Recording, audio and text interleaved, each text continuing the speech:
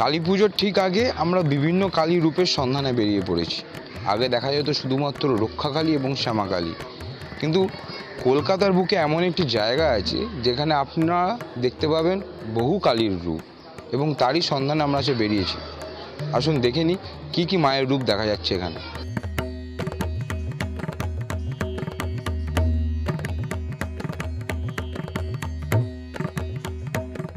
Actually চেতলায় যে varieties Kali পুজো হয় তার পেছনে মূলত রহস্য হচ্ছে সব জায়গায় সমাপায় কালী, ডাকাত কালী, শ্মশান কালী ছাড়া তো আর চামুন্ডা ছাড়া পুজো হতো না। তো নৈহাটিতে সব বড় বড় কালী পুজো হয়, বুঝলেন।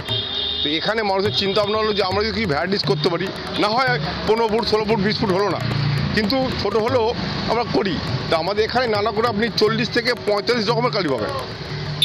ছিন্নমস্তা পাবেন, হাজারাত পাবেন, ডাকাত কালী পাবেন, রাজবল্লভী মাতা পাবেন, রক্ত চামুন্ডা পাবেন। এটা হয়ে আসছে না করে 40-35 বছর ধরে। আমাদের মা হাজারাত কালী এবছরে 50 বছর পদার্পণ করলো।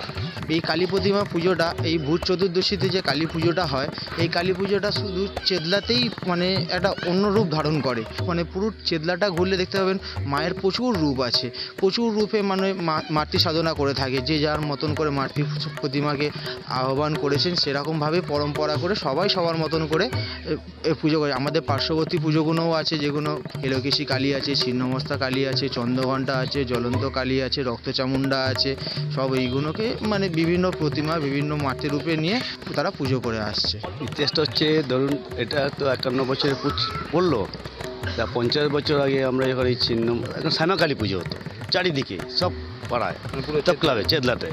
কিন্তু যখন আমরা এই ছিন্নমস্তা পুজোটা তৈরি করার পর, এই পুজোটা যখন সকলের মানে হাজার হাজার লোকজন দেখতে আসে, এই ঠাকুরটা যদি ছোটো করতাম এতটা গুরুত্ব হতো না। আর যদি 15 ফুট উঁচু দিয়ে করছি তখন তার গুরুত্বটা আলাদা হয়ে গেছে।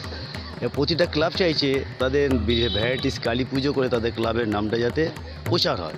তবে ছিন্নমস্তার পর হয়ে গেল রক্ত চামুন্ডা, ওই 15 ফুট 16 ফুট করলো ওরা। আবার তারপরে আবার করলো হাজারাত কালী, এবার মহাকাল, আকাল, কৃষ্ণকালী, এরকম বিভিন্ন রকমভাবে পুজোটা এবার সৃষ্টি হয়। মাকে শেকল বেঁধে রাখা আছে, প্রথম থেকেই রাখা হতো।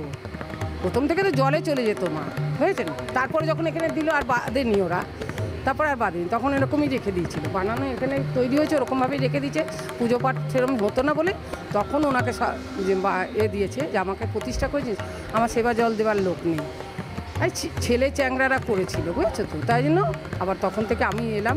আমি বললাম না এটা ঠিক না। যখন উনি বললো আমাকে, তখন আমিও সেই সংসার ত্যাগীর মতন হয়ে গেছি। 18 বছর আমি ওরকমই হয়ে গেছি, ওনাদেরই মতন।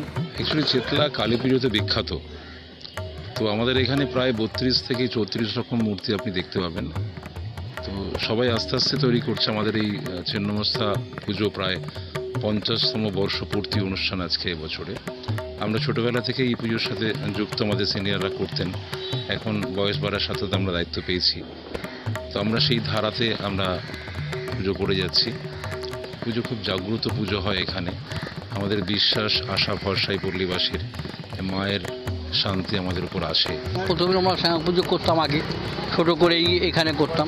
তারপরে মাঠে গেলাম পুজো করতে, হাজারাত কালী পুজো করতে লাগলাম।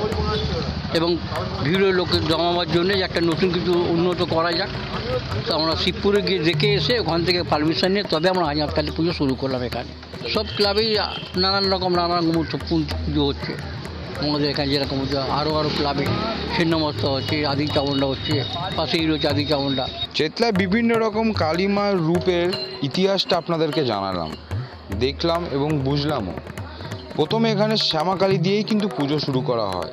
তারপর দেখা যায় যে বিভিন্ন ক্লাব বিভিন্ন কালীর রূপকে তারা নিয়ে আসছেন এখানে।